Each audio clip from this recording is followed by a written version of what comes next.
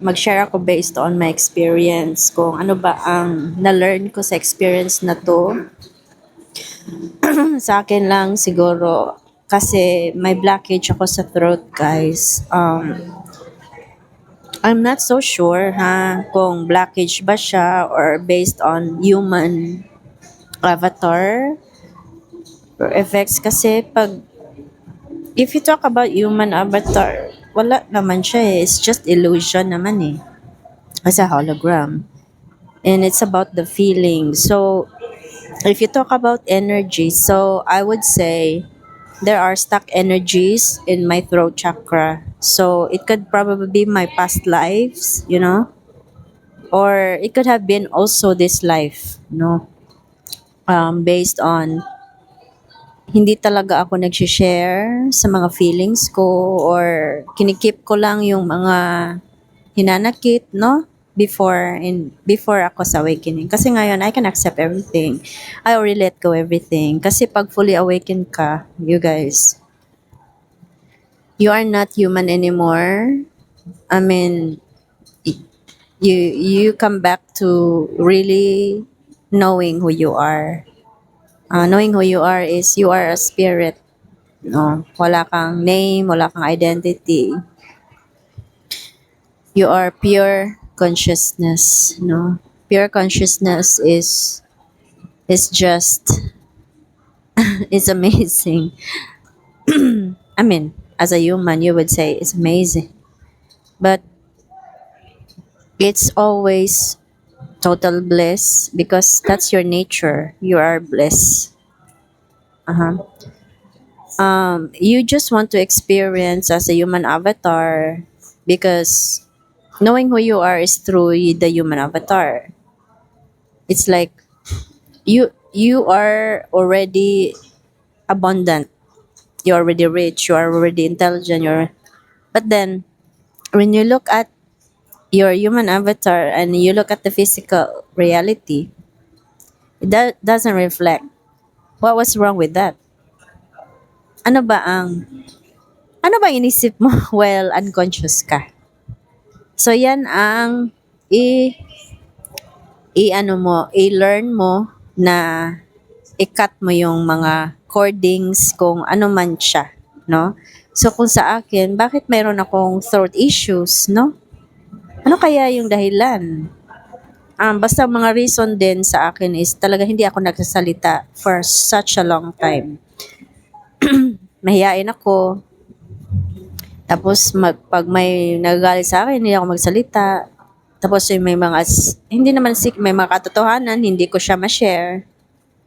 Kasi natatakot ako kung ano yung impression ng ibang tao. You know? So, kapag alam mo na kung sino ka, hindi ka matatakot kasi alam mo sino sila. At ano ka. Bakit nangyari yan? Yeah? Kasi opposite talaga ang belief natin, guys, sa kung sino talaga tayo as pure consciousness. No?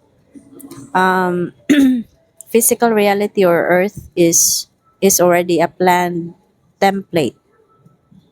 Planned template based on your decision.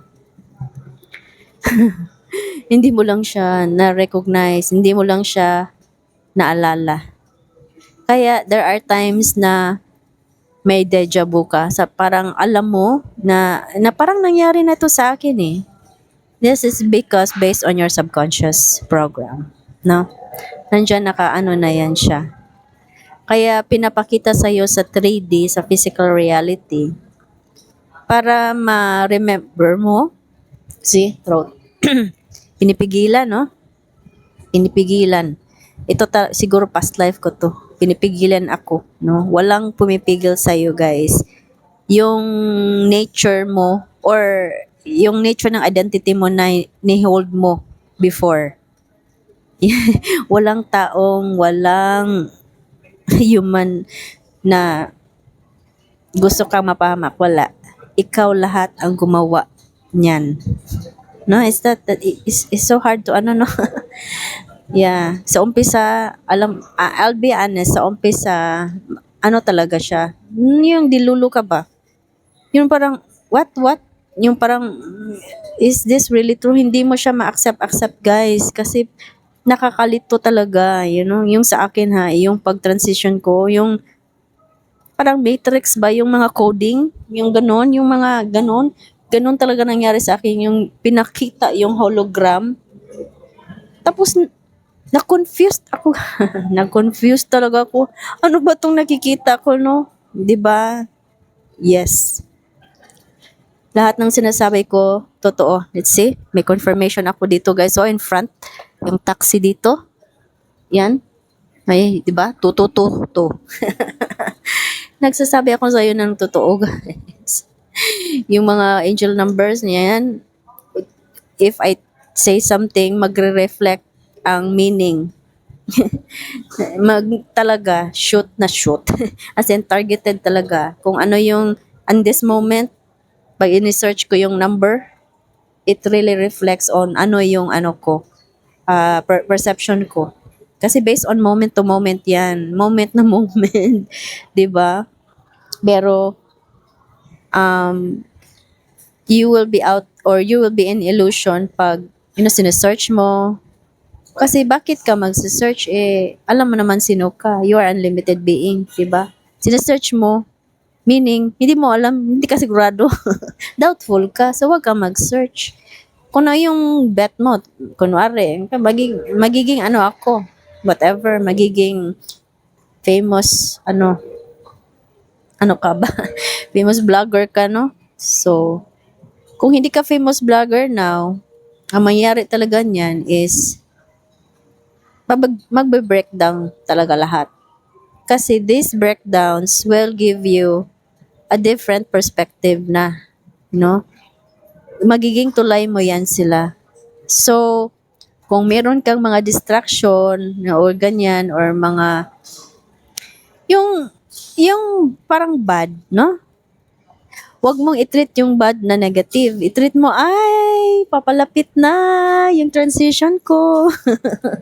Yan, parang ang daming gulo-gulo. Be happy. So, yes. So, meaning, nag-ano na.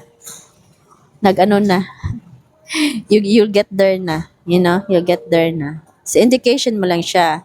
Pero wag kang mag-recognize ng ganun. You just say, of course. Okay? Make it neutral, make it normal, no?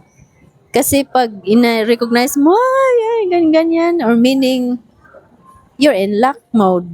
L-A-C-K, luck, no? In a state of luck. Bakit mo hinanap? Why do you want? Why do you need?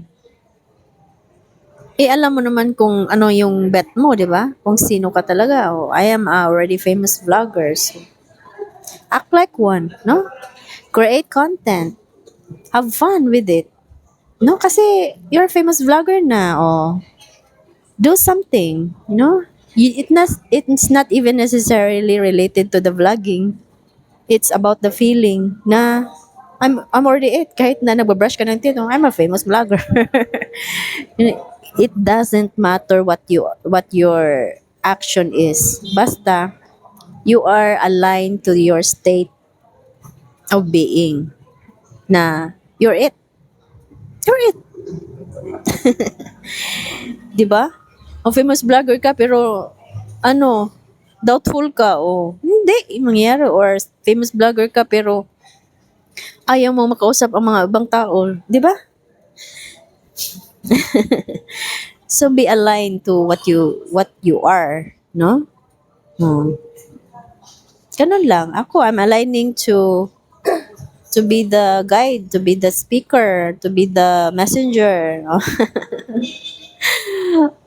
Which is really the opposite of who I was as a character before. So, yeah. That's it.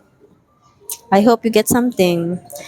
And please ask questions freely. Okay? I'm very open. And I'm happy to give you my experience, my knowledge, and yeah, I will try my best to help you as much as I can. So don't hesitate to ask me questions. Leave it in the comment down below. And subscribe if you want to subscribe. And I'll see you soon.